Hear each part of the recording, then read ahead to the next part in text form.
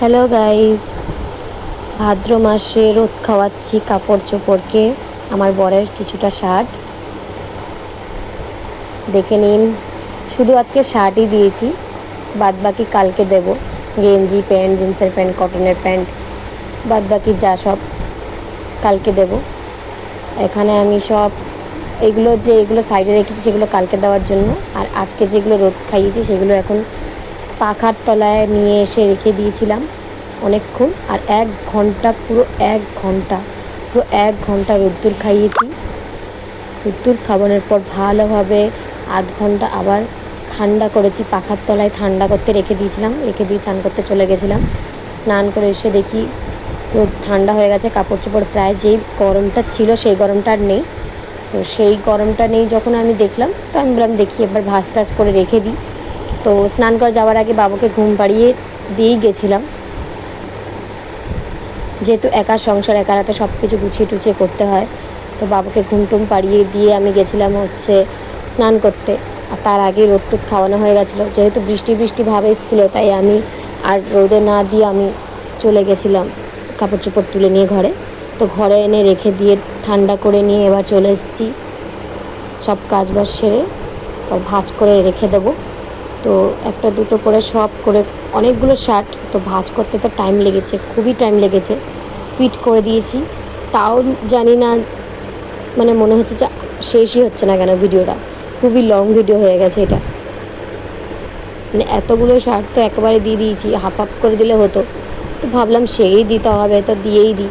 আবার তো গেঞ্জি বাকি আছে, আবার জিন্সের প্যান্ট বাকি আছে, আবার কটনের প্যান্ট বাকি আছে।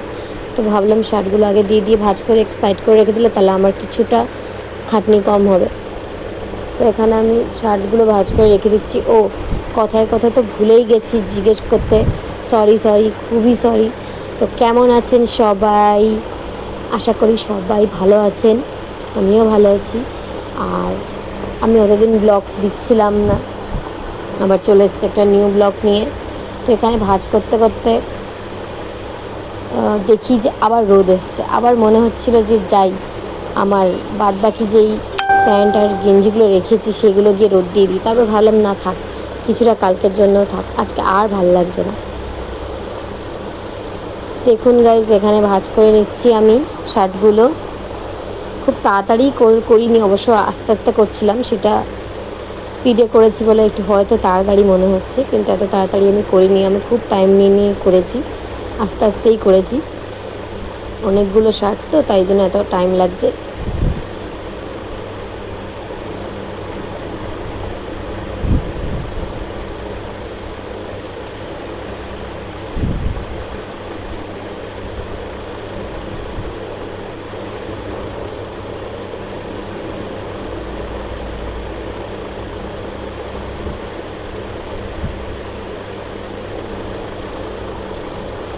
ভালো করে রোদ খাওয়ানো হয়ে গেছে শার্টগুলো। এত সুন্দর, মানে গরম তুলতুলে হয়ে গেছিলো যখন আনছিলাম, পুরো গরম। আর এখন পুরো ঠান্ডা করে নিয়েছি, কারণ ঠান্ডা না করলে শার্টগুলো যদি আমি ওইভাবেই রেখে দিই তাহলে শার্টগুলো ঘেমে যাবে, নষ্ট হওয়ার চান্স বেশি থাকে। তো সবগুলো তো জামা কাপড় সবসময় পরা যায় না, এই জন্যে ভাদ্র মাসে রোদ খাইয়ে রাখতে হয়। আমি আমার শাড়ি অনেক আগেই রোদ খাইয়ে দিয়েছিলাম, তাই ওটারও ব্লগ ছেড়েছি, আপনারা দেখে নেবেন। ওটা আগে ছাড়ানো হয়েছে, আমার শাড়ি আমি আগে দিয়েছিলাম। তো ওর শার্ট আর ওর জামা কাপড় বাকি ছিল, ওরটাই দিচ্ছিলাম। তো আজকে সেটাও দিয়ে দিলাম। আমার খুব বড় টেনশন মুক্ত হলো এই ভাদ্র মাসে কাপড় দেওয়া, মানে সব বাঙালিদের মধ্যে একটা টেনশনের বিষয়। মানে দিতে হবে রোদে, আবার নিয়ে আসতে হবে, আবার ভাঁজ করতে হবে, আবার রাখতে হবে, খুব খুব। তো এখানে মোটামুটি আমার প্রায় শার্ট ভাঁজ করা হয়ে গেছে, তো আর দুটো তিনটে বাকি আছে, ওটাও করে নেবো। তো দেখুন এখানে আমার ছেলে উশিপাশি হয়ে উঠেই গেল। তো উঠে গেলাম, বললাম একটু দাঁড়া ভাই, একটু দাঁড়া, পা নাড়াচাড়া করিস না। তো আমি ওকে তুলে নিয়ে গেলাম। তো তুলে নিয়ে ও বলছে ও মা আমি জল খাবো। তো বললাম ঠিক আছে বাবু, তুমি এখানে বসো, আমি জল নিয়ে আসছি। তো বসে না, সে এখন দাঁড়িয়ে আছে। তো আমি ওকে জল খাওয়াচ্ছি, ও দাঁড়িয়ে দাঁড়িয়ে এখানে জল খেলো।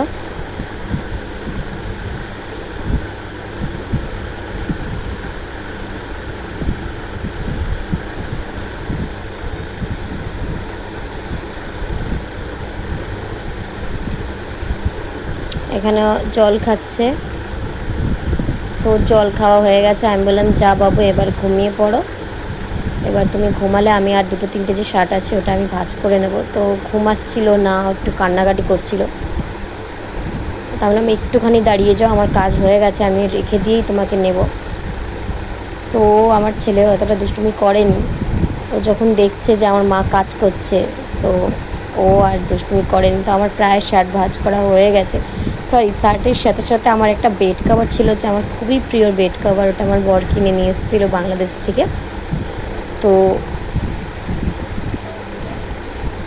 ওই জন্যে ওইটা আমার খুবই প্রিয়, যখন ঘুরতে গেছিলো তখনই নিয়ে এসেছিলো একটা বেড কভার। মানে বেড কভার এত সুন্দর, কালারটা আমার জানো না, আমার খুবই পছন্দের বেড কভারটা। সেই জন্য আমি ওই বেড কভারটাই রোদে দিয়েছিলাম, যে ওটাকে একটু রোদ খাইয়ে রেখে দেবো যাতে নষ্ট না হয় আর কি।